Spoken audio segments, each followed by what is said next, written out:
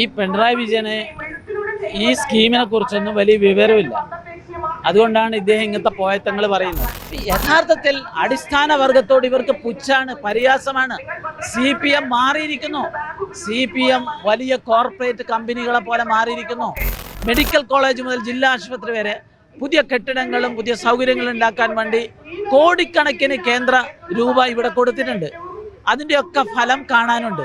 ബാലഗോപാൽ അവതരിപ്പിച്ച ബഡ്ജറ്റിൽ 100 കോടി രൂപ പുതിയ കാറുകൾ വാങ്ങാൻ വേണ്ടി വെച്ചിട്ടുണ്ട്. സത്യത്തിൽ സാമ്പത്തിക പ്രതിസന്ധി ഉണ്ടെങ്കിൽ ആ കാറ് വാങ്ങുന്നത് ഒഴിവാക്കാവുന്നതേ ഉള്ളൂ.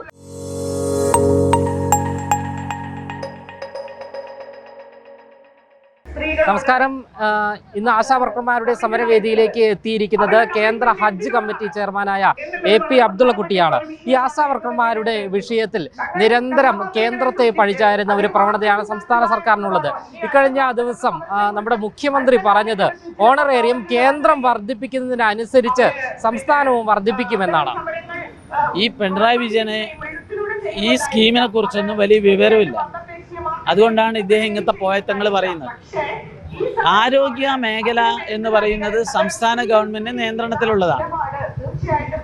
അതുകൊണ്ടാണ് സിക്കിം എന്ന് പറയുന്ന സംസ്ഥാനം ഇവരെ സ്ഥിരം ജീവനക്കാരായി പ്രഖ്യാപിച്ചു. അവർക്ക് പിരിഞ്ഞു പോകുമ്പോൾ ആനുകൂല്യങ്ങൾ പ്രഖ്യാപിച്ചു. ഇപ്പൊ കർണാടക ഗവൺമെന്റ് ഇവരുടെ ഓണറേറിയം 10,000 രൂപയായി ബഡ്ജറ്റിൽ പ്രഖ്യാപിച്ചിട്ടുണ്ട്. പല സംസ്ഥാനങ്ങളും ഇങ്ങനെ നിലപാട് സ്വീകരിക്കുന്നുണ്ട്. ഇതൊരു സംസ്ഥാന വിഷയമാണ് ആരോഗ്യം എന്ന് പറയുന്നത്.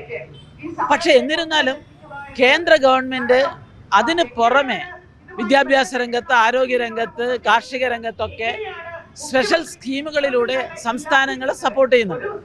അതാണ് കേന്ദ്ര ആരോഗ്യ മിഷന്റെ ഭാഗമായിട്ട് നമ്മുടെ PHC മുതൽ ശ്രീചിത്ര ആശുപത്രി വരെ, മെഡിക്കൽ കോളേജ് മുതൽ ജില്ലാ ആശുപത്രി വരെ പുതിയ കെട്ടിടങ്ങളും പുതിയ സൗകര്യങ്ങളും ഉണ്ടാക്കാൻ വേണ്ടി കോടിക്കണക്കിന് കേന്ദ്ര രൂപ ഇവിടെ കൊടുത്തിട്ടുണ്ട്. അതിൻ്റെയൊക്കെ ഫലം കാണാനുണ്ട്.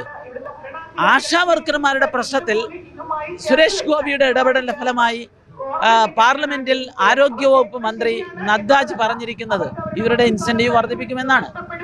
ഇവരിവിടെ എല്ലാ വിഷയത്തിലും ഇവരുടെ കഴിവുകേട്, ഇവരുടെ കെടുകാര്യസ്ഥത മറച്ചു വെക്കുന്നതിന് വേണ്ടി കേന്ദ്രത്തെ പഴിചാരുന്നത് പതിവാണ്. അതിന്റെ ഭാഗമായിട്ടാണ് ഈ വിഷയത്തിൽ അവർ പറയുന്നത്. അടിസ്ഥാന വർഗങ്ങളുടെ വിഷയം വരുമ്പോൾ ധനസ്ഥിതി മോശമാണ് എന്നാണ് സംസ്ഥാന സർക്കാർ നിരന്തരം പറഞ്ഞുകൊണ്ടിരിക്കുന്നത്.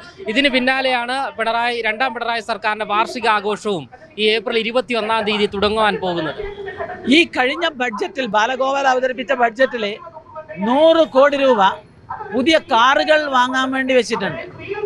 സത്യത്തിൽ സാമ്പത്തിക പ്രതിസന്ധി ഉണ്ടെങ്കിൽ ആ കാറ് വാങ്ങുന്നത് ഒഴിവാക്കാവുന്നതേ ഉള്ളൂ. യഥാർത്ഥത്തിൽ അടിസ്ഥാന വർഗത്തോട് ഇവർക്ക് പുച്ഛാണ്, പരിഹാസമാണ്. CPM മാറിയിരിക്കുന്നു. CPM വലിയ കോർപ്പറേറ്റ് കമ്പനികളെ പോലെ മാറിയിരിക്കുന്നു. അതാണ് അടിസ്ഥാന വർഗത്തെ ഇപ്പൊ അവർക്ക് പുച്ഛമാണ്. അതുകൊണ്ടാണ് ഈ സമരത്തെ പരിഹസിക്കുന്നത്, ഈ സമരത്തെ അപമാനിക്കുന്നത്. പക്ഷെ ഇതിനൊക്കെ കനത്ത വില CPM നൽകേണ്ടി വരും. അടിസ്ഥാന വർഗം ഒലിച്ചു പോകും. നമുക്കറിയാം, ആശാ വർക്കർമാരെ എന്ന് പറയുന്നത് ഇവര് അഭിമാനത്തോടു കൂടി പറയാണ്ട് കേരളം ആരോഗ്യരംഗത്ത് വലിയ കേന്ദ്രമാണ്, സംസ്ഥാനമാണെന്ന്. കോവിഡ് സമയത്ത് ആരോഗ്യമന്ത്രി ശൈലജ ടീച്ചർ ഇന്റർനാഷണൽ അവാർഡൊക്കെ വാങ്ങി എന്ന് പറയുന്നു.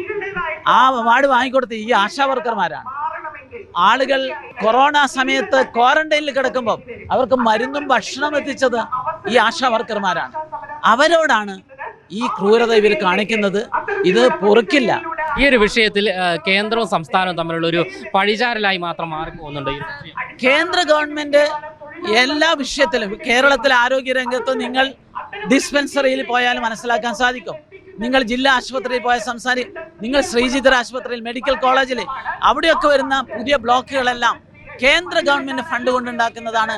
കേന്ദ്ര ഗവൺമെന്റ് ആരോഗ്യരംഗത്ത് വലിയ സഹായം നൽകുന്നുണ്ട്. എന്തായാലും ഈ ഒരു വിഷയത്തിൽ, ആശാ വർക്കർമാരുടെ വിഷയത്തിൽ കേന്ദ്രത്തിന്റെ ഭാഗത്ത് ഒരു തരത്തിലുള്ള തെറ്റും സംഭവിച്ചിട്ടില്ല.